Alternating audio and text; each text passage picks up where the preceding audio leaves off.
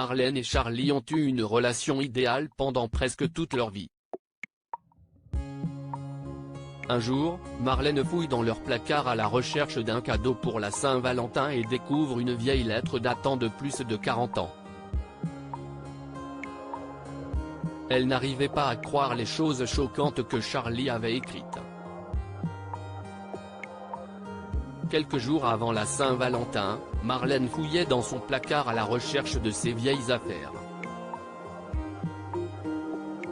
Elle avait presque fini de préparer le cadeau de Charlie, mais elle voulait voir s'il y avait d'autres choses mignonnes à ajouter à son cadeau dans ses boîtes et ses tiroirs de souvenirs. Faire des cadeaux pour son mari n'était pas du tout difficile. Ils s'étaient connus lorsqu'il était enfant et s'étaient mariés à la sortie du lycée. Plus de 56 ans plus tard, ils avaient 5 enfants. Leur 11e petit-enfant venait de naître. Ils étaient considérés comme le couple américain idéal vivant dans l'Ohio, et Marlène n'arrivait pas à croire qu'elle avait rencontré l'amour de sa vie à un si jeune âge. Cela signifie qu'ils ont des tonnes de souvenirs ensemble. Marlène conservait encore les lettres qu'elle lui écrivait lorsqu'elle était enfant et adolescente, la plupart de leurs tickets de cinéma et bien d'autres souvenirs encore. Cette année, elle a décidé de donner à Charlie, pour la Saint-Valentin, un folioscope contenant toutes sortes de choses. En regardant autour d'elle, Marlène a ouvert un des tiroirs de Charlie et est tombée sur quelque chose à laquelle elle ne s'attendait pas. Ce tiroir contenait les souvenirs de Charlie. Il gardait aussi des photos, des lettres, des cadeaux et même les livres qu'ils avaient lus ensemble durant leur relation amoureuse. Je n'arrive pas à croire qu'il ait gardé ces souvenirs ici. N'est-ce pas merveilleux? s'est-elle dit en fouillant. Peut-être qu'elle pourrait aussi ajouter quelques-unes de ses affaires. Mais quelque chose attira son attention. C'était une lettre, jaunie par l'âge et posée au fond du tiroir. Elle ne l'avait jamais vue auparavant, et la curiosité l'emporta, alors elle l'ouvrit. Mais elle n'aurait pas dû. Chère Marlène, je ne peux plus continuer comme ça. Je n'avais pas réalisé que la vie de couple ressemblerait à ça.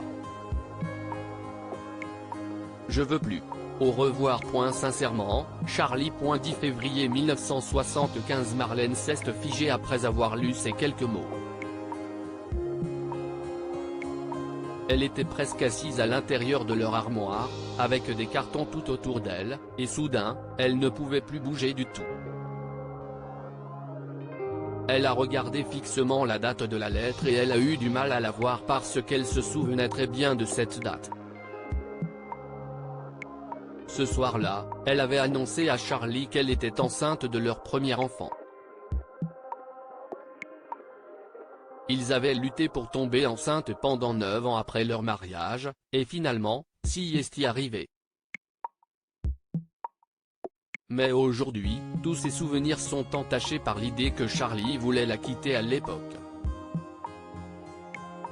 Il était tellement décidé à partir qu'il avait écrit cette lettre. « Chérie, je suis rentré », cria la voix de Charlie depuis le salon. Il était allé jouer au bowling avec ses amis et il était de retour.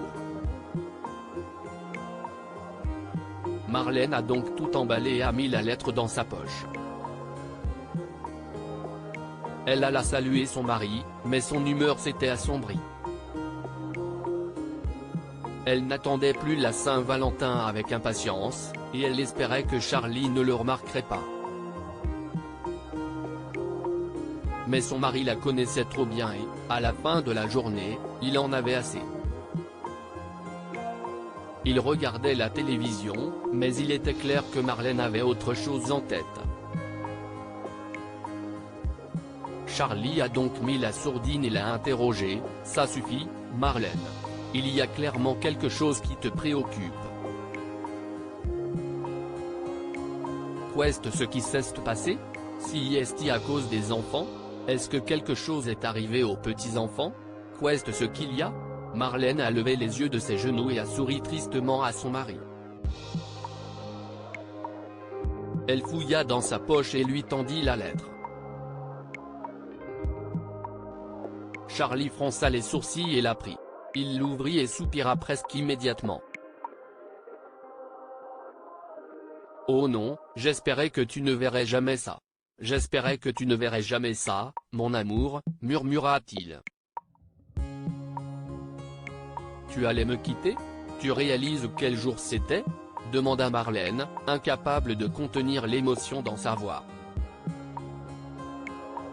Je ne voulais pas, Marlène. Je te le jure. Mais tu ne peux pas savoir à quel point c'était dur pour moi. Je voulais te protéger, mais mes parents, ils me poussaient à avoir des enfants. Ils ont même commencé à me présenter des femmes contre mon gré. C'était un désastre, a déclaré Charlie en révélant la vérité choquante de son passé. Quoi? Ils te mettaient la pression pour que tu aies des enfants? Ils te présentaient des femmes? Oh mon Dieu! Oui, je savais à quel point tu aurais été blessé si tu l'avais découvert. À un moment, j'ai cru qu'il allait te dire quelque chose. Alors partir m'a semblé être la seule façon de te protéger de leur idiotie, poursuit Charlie. Mais je suis si heureux de ne pas l'avoir fait. Cela aurait été la pire erreur de ma vie. J'ai mis la date sur la lettre après que tu m'aies parlé de notre fils. Je voulais me souvenir du jour où j'ai failli tout gâcher, ajouta-t-il en souriant à sa femme avec des larmes dans les yeux. Vraiment? Marlène a pleuré et s'est penchée sur son mari. Alors tu n'as jamais été malheureux dans notre mariage? Bien sûr que non. J'étais follement heureux. J'ai rencontré l'amour de ma vie à l'âge de 5 ans et je ne l'ai jamais regretté. Je me souviens encore du jour où nous avons commencé à sortir ensemble, du jour où je t'ai demandé en mariage, de notre mariage, de notre lune de miel. Tout semble être arrivé hier. Cela fait plus de 56 ans que je suis incroyablement heureux et je veux t'aimer jusqu'à ma mort, déclara Charlie avec véhémence, en serrant sa femme contre lui sur leur vieux canapé. Après cette soirée, Marlène rangea la lettre dans le tiroir. Ce n'était plus un mauvais souvenir.